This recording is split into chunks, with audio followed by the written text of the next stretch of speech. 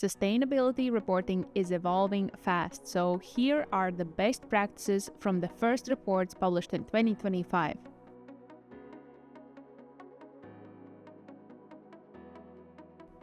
Hi, my name is Christine and I'm a freelance sustainability consultant, and you're tuning in to Your Impact House, the place for creating a positive impact with the resources of your business.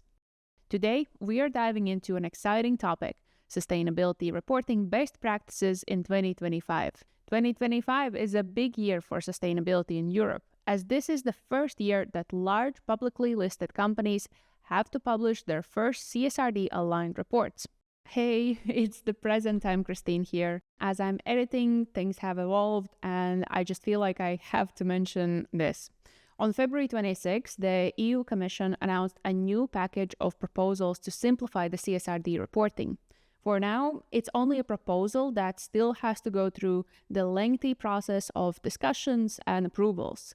And for most companies, that means still reporting according to legislations and local laws and waiting to see what the final decision will be.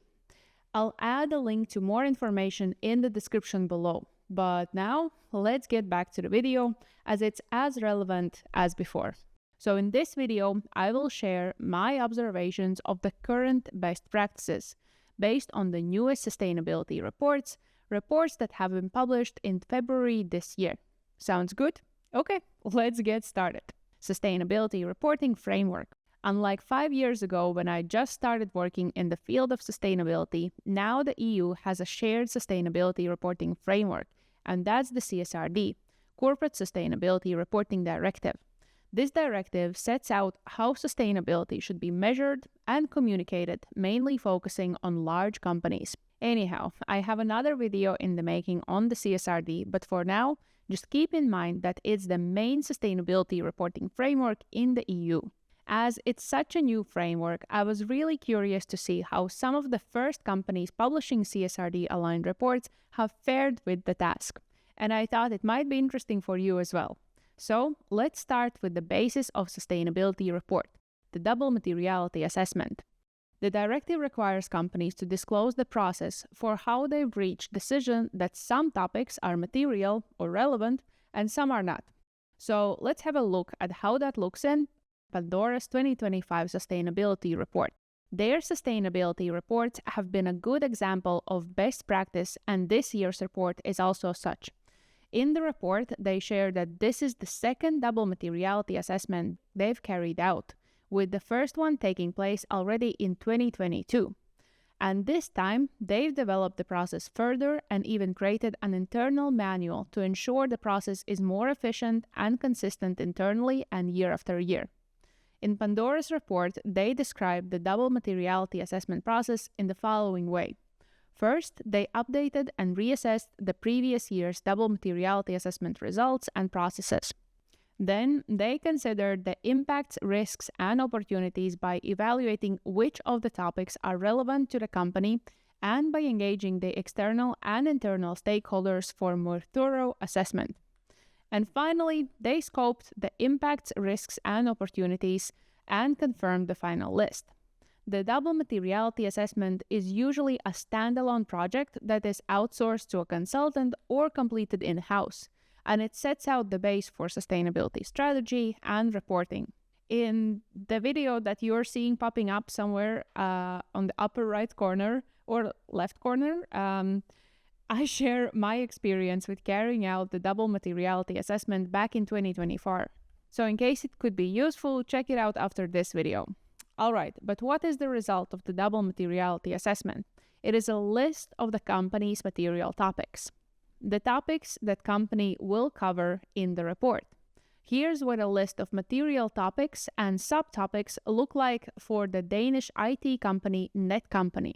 It starts by listing the mandatory general disclosure requirements, then covers the environmental matters, climate change, water and marine resources, and resource use and circular economy, then the social matters, own workforce and consumers and end users, and finally, business conduct or governance. This kind of structure is the current best practice for sustainability report that's in line with the CSRD. Once a company has disclosed all the material topics, it also describes the value chain it has considered and then goes into further describing each of the topic. In essence, the CSRD report should include all information a potential customer or investor should know about the company when deciding to go into business with it: the good, the bad, and the ugly. For anyone who's interested in sustainability or works with the subject matter, it's pretty interesting stuff to start seeing this out in the open. I already mentioned the value chain, so I want to show you one more of the new reports and what it means to disclose information on companies' value chain. If previously companies could have their own definitions of where their responsibility starts and where it ends, now it's defined as all the activities, resources, and relationships essential to the business. So here's what disclosures of the value chain can look like in real life. In example from Vestas, they've disclosed in great detail what processes happen in upstream value chain, what in their own operations, and what happens in downstream value chain. This kind of reporting requires companies to consider topics that previously were often categorized as outside of companies' responsibility. For example, the environmental impact of raw material mining or the human rights of the workers in the supply chain and the waste created by the consumers of the company's products. That also means more companies than ever before will start to inquire about ESG practices to their suppliers and business partners.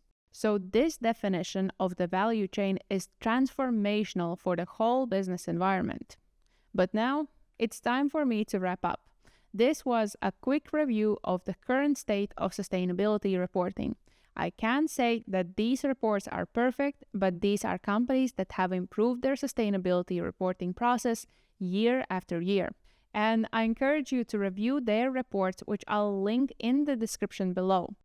So it's starting to look like this year is even more important for sustainability reporting in the EU than I could have anticipated while filming the main part of the video. So I hope we can all remain calm and concentrate on what we can do during these uncertain times, as sustainability reporting is just one small part of the whole sustainability implementation process in any organization. So I'm curious, which sustainability reports from the last few years you would like to highlight as best practice examples? And what other topics should I cover on this channel? I'm excited to see the channel slowly but steadily grow. So if you're watching this, make sure that you're subscribed so you don't miss the upcoming videos. And as per usual, thank you for watching. Great to have you here. I'll see you next time. Bye!